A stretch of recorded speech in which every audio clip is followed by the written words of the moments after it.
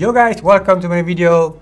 Hari ni Apple baru je release another products which is not expected, tapi oleh kerana aku ni nak jimat duit untuk beli and review, better aku explain dekat korang apa tu produk Apple baru yang baru je release malam tadi. So, produk tu nama dia adalah produk tu nama adalah MagSafe Battery Pack. Kalau korang tak kenal, MagSafe Battery Pack is not new. MagSafe Battery Pack ni asal dia adalah daripada battery pack tahun 2000, kalau tak silap 2017.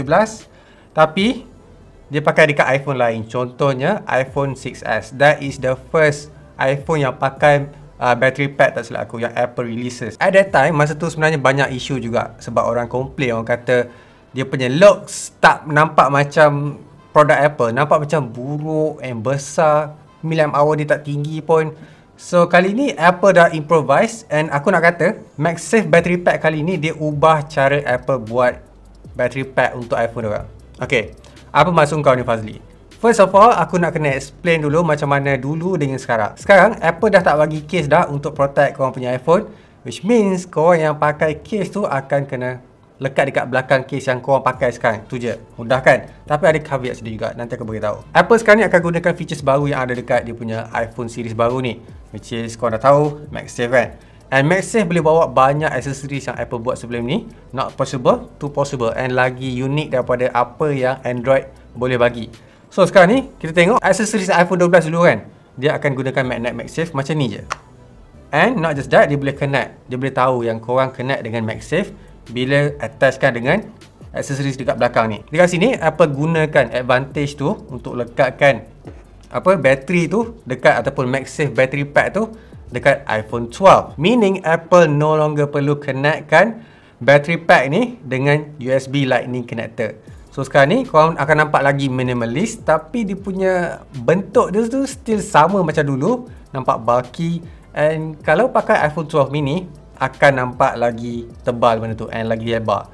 So this one is not bad kalau aku guna wallet lekat dekat iPhone 12 mini ni. Kalau kau nampak lah, there's a two-way yang MagSafe ni akan charge ataupun wattage dia. Wattage yang pertama adalah 5 watts. 5 watt tu kalau ambil MagSafe battery pack ni lekat dekat macam ni je, dia akan charge telefon ni guna 5 watt charger, which means dia akan guna wireless charger lah. Tapi kalau kau connectkan Lightning connector kepada MagSafe ni, dia akan charge iPhone ni gunakan 15 watt, which means standard protocol untuk MagSafe ataupun MagSafe charger guna 15 watt, which means dia akan gunakan utilisekan MagSafe tu lah.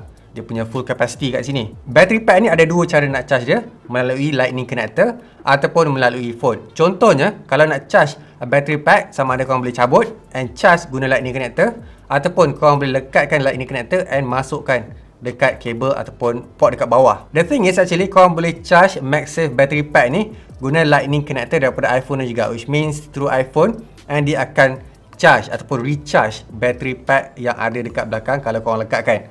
Meaning dia akan gunakan reverse wireless charging untuk charge battery pack ni. The good thing about battery pack ni is dia boleh support sampai 27 watt untuk charge sampai penuh bateri ni. Sebelum ni Apple tak mention langsung pasal fast charging. Sekarang Apple dah bagi tahu yang dia boleh fast charge sampai 27 watt guna Lightning connector tu. So dia actually prefer charger yang ada dekat MacBook guna dekat battery pack. Kenapa dia tak recommend guna dekat iPhone? Yang tu aku tak pasti kenapa. So Fazli, kau dah bagi tahu function MagSafe Battery Pack ni, berapa miliampere hour dia? Dekat sini Apple stated that dia punya bateri support 1460 miliampere hour, which means 1460 miliampere hour. It's quite low kan untuk act as a battery pack ataupun power bank.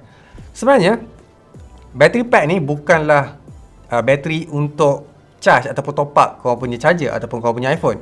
Dia just sekadar untuk menambah korang punya lifetime punya bateri je. Faham tak? Dia bukan untuk top up. Aku nak charge phone aku letak battery pack. Tak, it doesn't work that way. Apple tak buat, tak intend benda tu macam tu. Tujuan dia letak ni is untuk bagi tahu, untuk pastikan yang korang dapat last a whole day boleh pakai iPhone 12 ataupun iPhone 12 series korang ni. Tu sebab Apple buat MagSafe Battery Pack. Sebelum ni pun sama je, macam tu juga. Cumanya kali ni Apple dah tak letak case, which means korang pakai ni takkan ada protection macam apa yang diorang tawarkan sebelum ni, battery pack macam biasa yang connect through lightning connector. Ada juga orang kata actually MagSafe Battery Pack ni support sampai 3000 mAh. Tapi kalau korang nak tahu, aku dah tengok dia punya watt hour and voltage. Aku dah kira math, memang dia pakai 1460 mAh. It's not big and it's too small lah untuk jadikan this as a power bank. This is just untuk panjangkan battery life iPhone korang, untuk pastikan korang boleh guna iPhone 12 ni the whole day, tu je. Alright Fazli, MagSafe Battery Pack support iPhone apa je?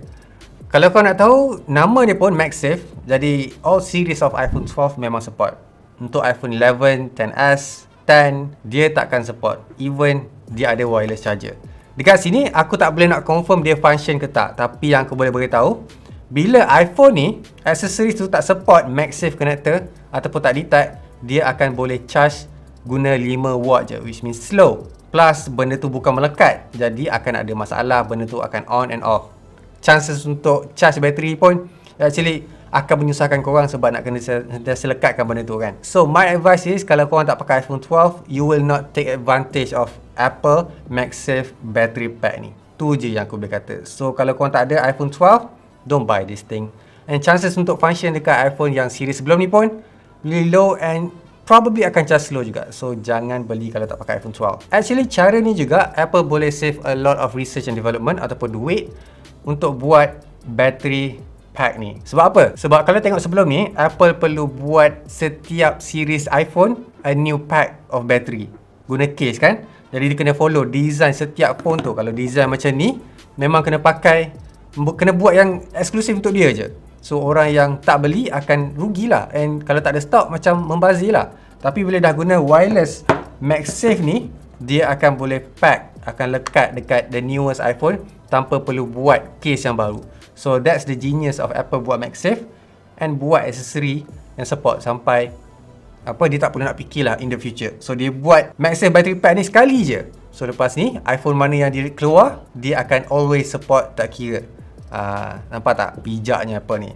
But the thing is, yang aku harap Apple buat adalah, daripada dulu lagi, semenjak MagSafe ataupun battery pack mula-mula keluar, dia tak ada switch nak on and off battery pack tu. So that's the downside. Dia akan always charge iPhone korang bila lekatkan MagSafe dengan iPhone. Tu je aku kata. Alright guys, macam biasa, aku dah explain ke semua benda yang korang nak tahu pasal battery pack ni. Aku harap korang faham, and patut ke korang beli? Macam aku cakap, tak pakai iPhone 12, jangan beli. Kalau pakai, tak apa kalau nak beli. One thing juga is harga dia is quite expensive, RM479 Malaysia. That's quite pricey untuk bateri yang 1460 mAh je. Tu je aku boleh kata. Tapi in terms of convenience and exclusivity untuk iPhone 12, yeah, go for it. So that's it guys, leave a like, subscribe, so keep smiling, and I'll see you guys on my next video. Bye!